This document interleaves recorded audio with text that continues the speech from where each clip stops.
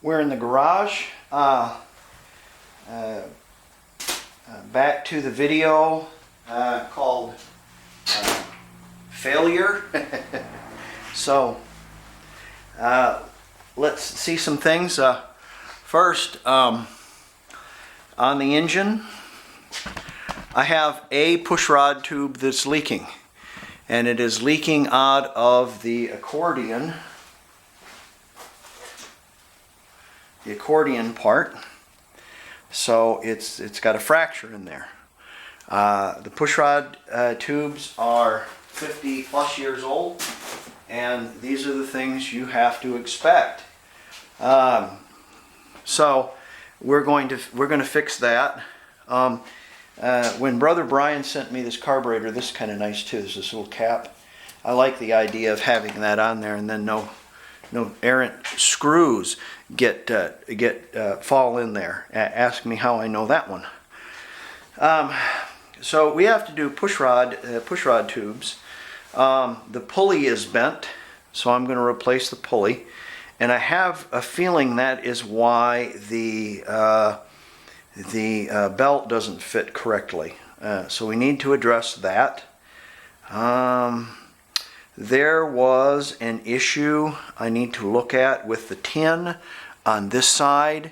There's two pieces and they don't fit right, so I'm going to have to take that off and make them fit right. I believe one of them's aftermarket, that's why it's not fitting, but when I get done with a hammer, it's going to all fit together and not have a gap like this in it. And then I need to check my end play again and replace the clutch, pressure plate, throwout bearing, and the transmission mounts, the 3 transmission mounts. So, and then put this all back together. Now, a lot of you might say, well, you can just put one of these quick tubes in. Oh, yes, the quick tube, that's where I'm going to right next. Quick tube is right here, okay? And it's a brilliant idea. You have a little chamfer here, and then you have a microscopic O-ring that's sitting on the threads. That's where the problem lies, actually. And 2 lock nuts that tighten this. And as you tighten this, the tube, of course, expands. Quite a brilliant idea, right? Wrong. The reason why these have little accordions on them is they have a slight amount of spring to them, and they take up the slack as when the engine cools and warms. So they're continually expanding and contracting with the engine, and in such a way that they keep sealed. They make another deal like this, only it's spring loaded, and which would be a better deal.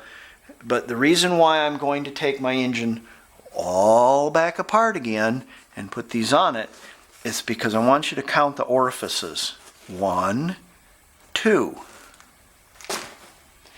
1, 2, 3.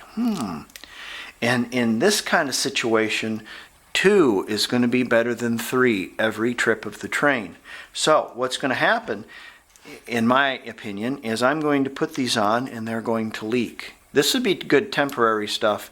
You're out in the boonies, out boondocking with your Baja, and you hit a rock and it knocks one of your pushrod tubes out or something like that, and you've got, oil pouring profusely from your engine. I can understand where this would work. But I'm going to go back in, and all this Volkswagen stuff it was designed, tested, tried and true, and the reason why it is the way it is because it works famously. So as long as you go back in with what is supposed to be, it should operate perfectly. I have German seals with this, although these are, I think they're Brazilian probably. But they will be better than the leaky ones that I have. I have taken all my shims out of my pulley in order to get my belt on. I've tried 2 different belts, 2 different sizes. So I'm thinking, and it wobbles real bad, so I'm pretty sure it's the pulley. So this was like $7, so it was a good deal. When I take this engine apart, I'm going to take it apart with Air and Electric or electric tools, just to speed things up. When I put things together, I put it together with hand tools because I have more of a feel with hand tools. I don't like putting things together with automatic tools because you don't get a feel for it. And plus, you might over torque something. Yes, this engine has to come back apart. So, in the meantime, also I scored a pair of pop-out windows from a friend who said they didn't fit his 64, and I can understand that because 64 was old body style. 65 on up is the new one, and they wouldn't fit his Volkswagen, so I got those for $50.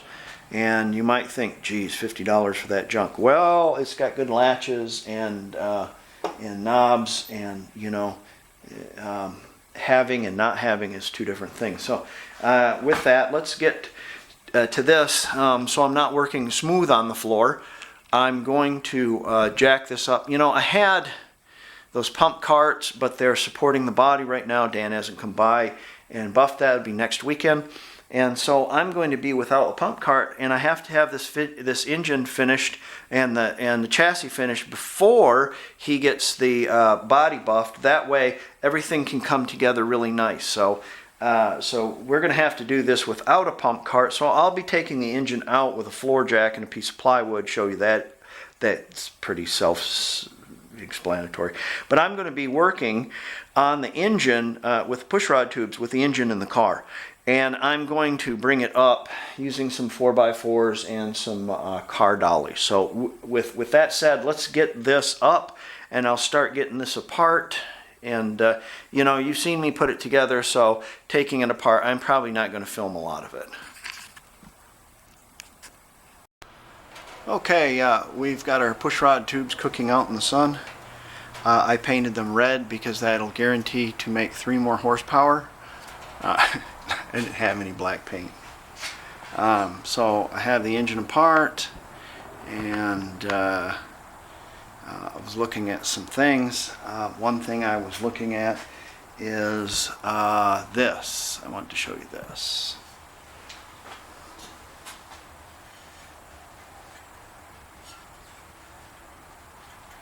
There is no feelable play there. So I need to relook at my end play. I probably have it too tight, hence the whoop whoop whoop sound. So I need to reevaluate that. I probably ought to get a dial indicator. What do you think? Think actual tool to make that work? Let me think. Okay, I'll get one. The book says to extend your pushrod tubes to 7.48 to 7.52, 7.5 inches. Right from the get-go, they're 7 3/8. So it doesn't take a lot, and actually I overextended them to about 7 3/4, which is fine. I've got lots of studs to suck it all up. I do have German seals. What else was I going to say? Oh, I was lucky to get that car painted the other day. I was just trying to run around with my schedule. I had a lot of work to do, and I got out there and sanded it one evening, and then the other evening I taped it up, and then the other evening I painted it. But we have a cold front that's come through now, and it was pretty cold this morning. About it was in the 30s, and a north wind. And it's only warmed up to about 50 now, but we do have some sun. And we are going to get another front come through this weekend. So while you're watching this, Oklahoma will be having snow in the Panhandle, which is incredible. So yeah, incredible for March. What will it be? 15th? Yeah, nutty. Okay. I'm going to let those dry and go inside and do something else, and then with the miracle of the camera, in 1 second I will be back and we will reassemble this.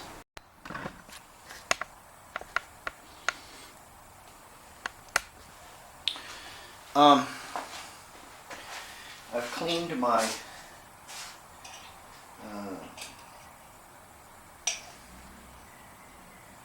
holes where the gasket cinch would go with a little bit of lacquer thinner on a paper towel, and I've done that on the head and the block. We have our Hot Rod Red racing push rods, tubes.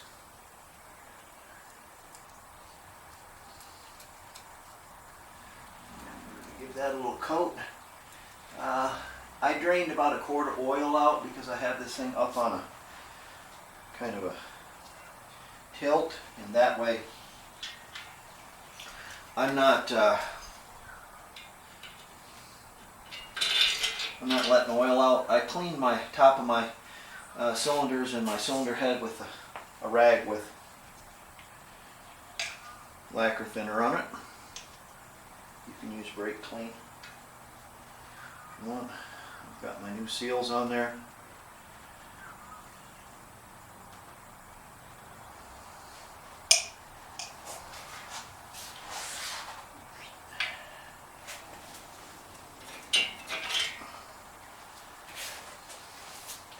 I have one here.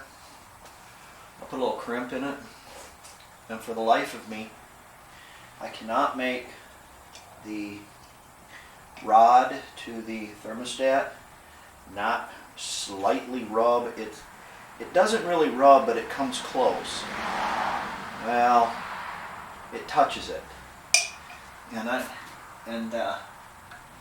the children in the back seat of your car, he's touching me. I don't like to see them touch because it'll rattle, or maybe not, but it may interfere with the operation of the push rod and the thermostat. So I'm going to, or the rod and the thermostat, not the push rod. I have checked to see if the push rod does clear the dent I made, and there is no problem. So it's just a very slight little kink you put there, and we're going to put it right on the side, just like all that. And you don't have to, but I am. When I put my push rod tubes in, I line them up with the seam, the electronically welded seam up. And that's just me. And you don't need to do that if you don't want to. It's got a little seam right here. So I like to find that little seam, and I like to put it up. That's just me. So don't think that I'm weird for doing that.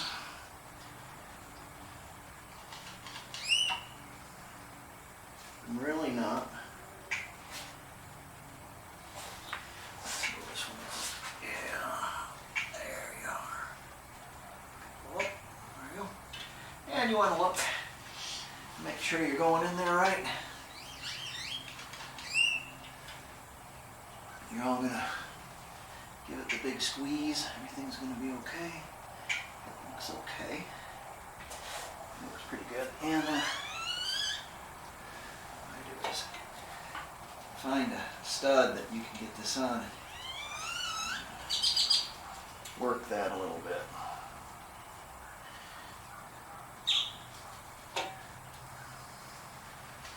Alright, let's just keep our fingers where it's supposed to be, keep everything where it's supposed to be. Oh yes. That's nice. A little indention right there was I'm looking down where the rod goes. Ouch, ouch. Through this little hole right here. And it's got a little kick right there on that push rod too. And you can see, let's see, this is going to be 1, 2, this one. Yeah.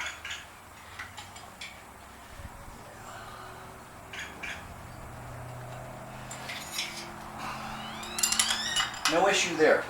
Let's bolt these down.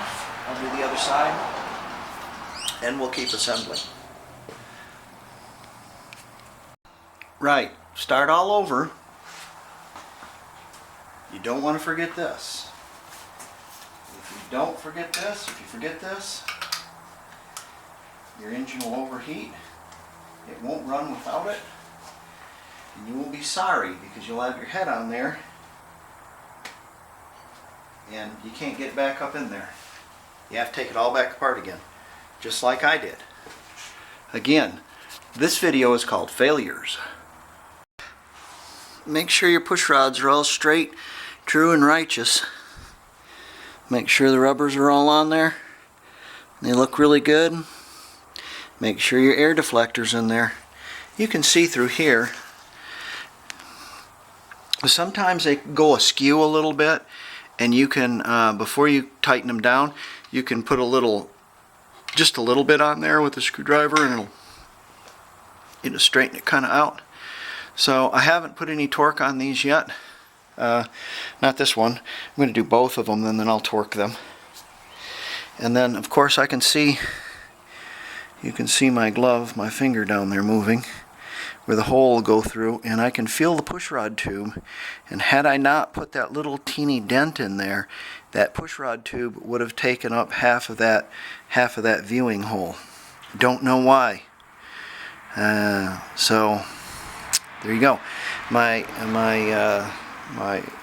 thermostat lines up properly. Everything's correct, but I probably blame it on this Brazilian block.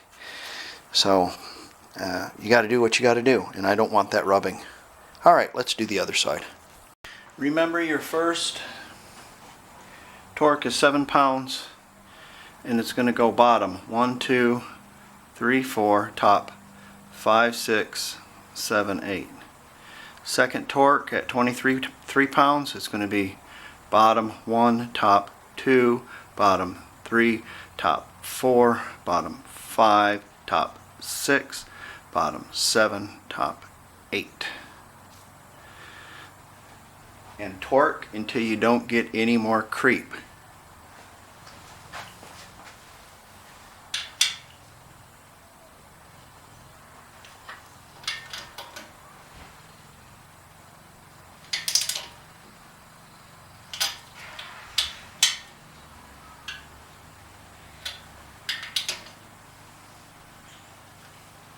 The other side, the little shield underneath kept popping out. So I had to fidget with it until I got it bent in the right position. I don't know. Those little shields are really, I always had trouble with those. Probably because I've never had an original one. The original ones probably fit perfectly.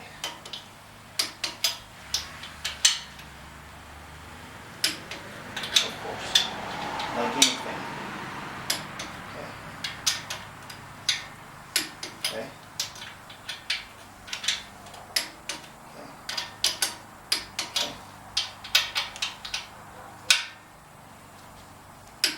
A lot of creep on that one.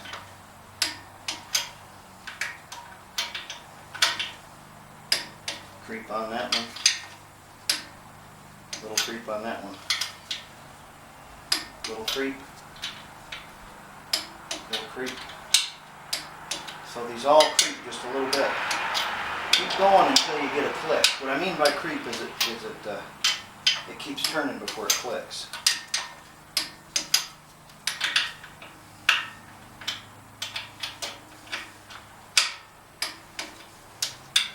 You know, if you used to put 25 pounds on these, I don't know that it would hurt. The book calls for 22 to 23. So I'm going on the high side and say 23. But I'm doing it until I don't get any more creep.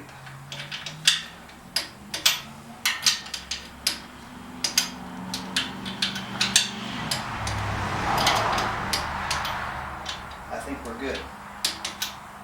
Alright. I'm going to check my pushrod tubes one more time. And I'm going to check my heat shields one more time. And make sure they're all in place and everything's all right. Because we only want to do this once. Remember, we don't want another failure video.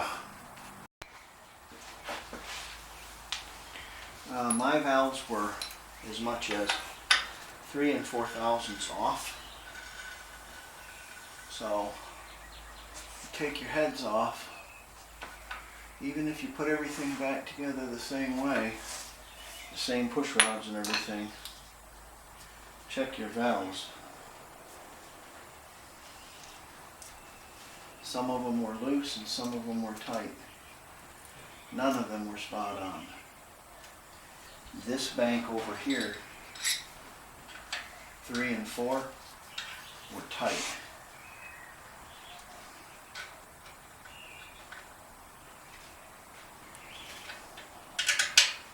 And you know tight valves burn.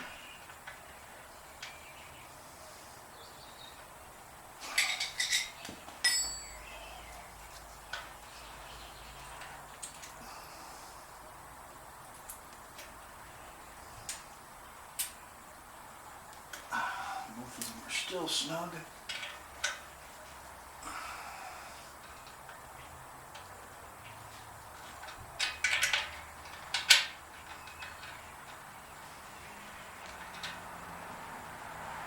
If everything was perfect, they probably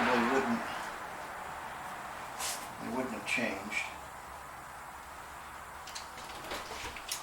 But check your valves and make sure you get good clearances.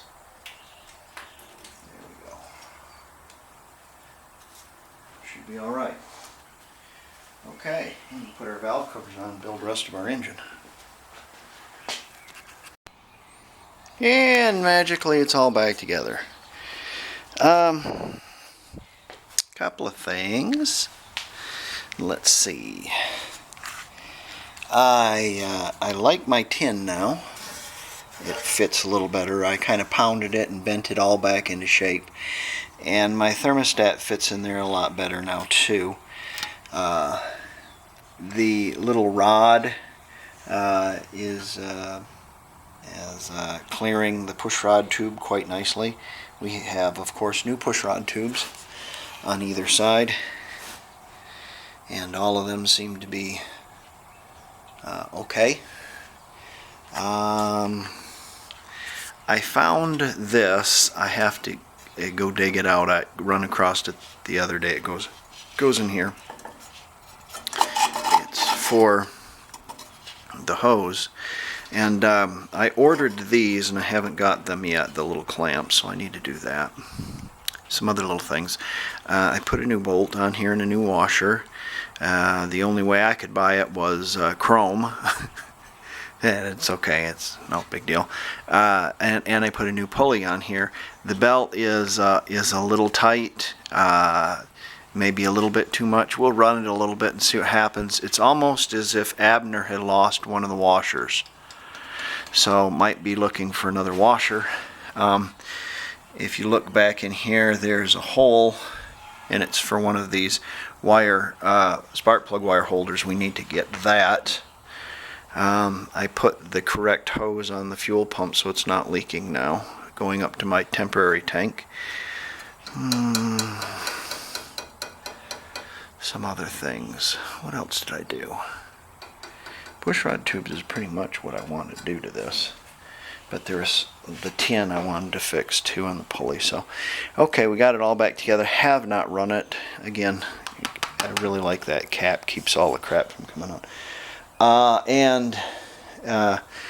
Because we did it right, I have 0 nuts and bolts left over. None. Well, I have these two, but these were in the magnetic tray to begin with. I have 0 nuts and bolts left over, so everything's good. That's good. That's good.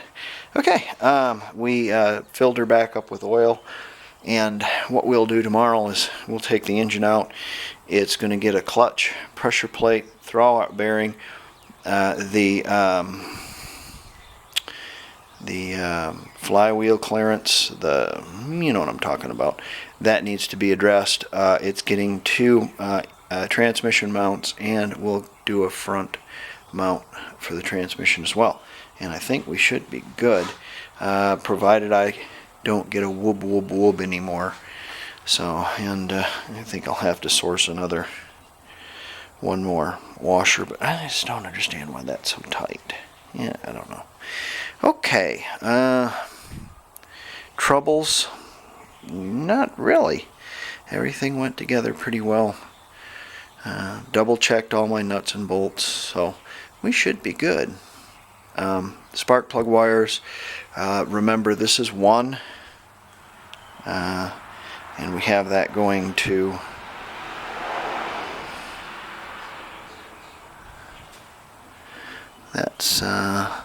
this one going to 1 and 2, number 2, and then 3, of course, and this one is going to number 3, and this is 4, and the top post here is number 1. That is for your ignition to your distributor, and this is the power to your distributor or a coil, and it runs all your backup lights and your choke and your cutoff. Okay, it looks like we're good. I'm going to quit right now while I'm ahead, but magically you'll see me again in 1 second. I got to go mow my lawn before it starts raining. Alright, see you in 1 second. Before we pull this engine, I want to give you a freebie. This is a push rod tube,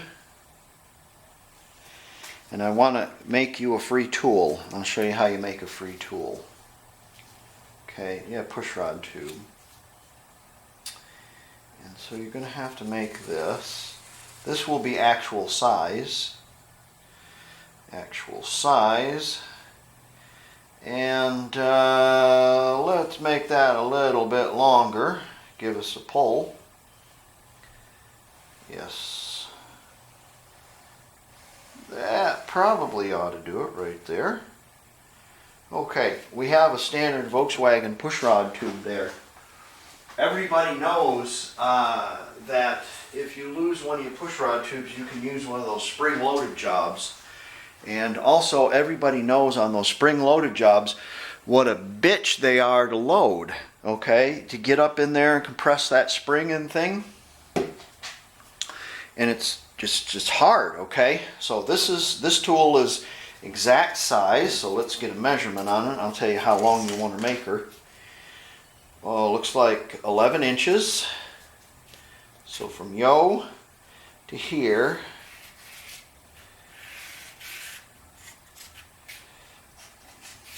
it's going to be 11 inches.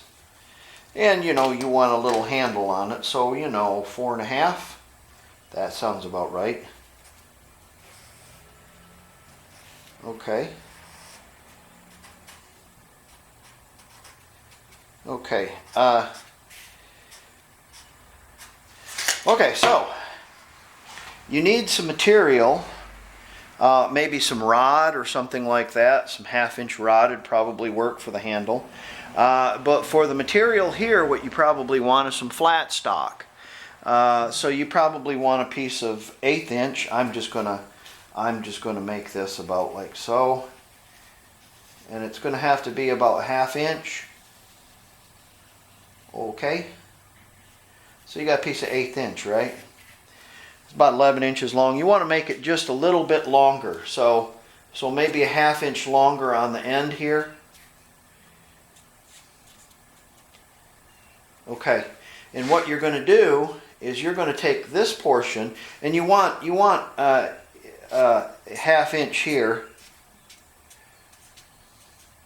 because it'll fit in your pushrod tube. Okay, and you're going to bend this. So I'm going to make a side view of this, not to scale, and it's going to be bent at a 90.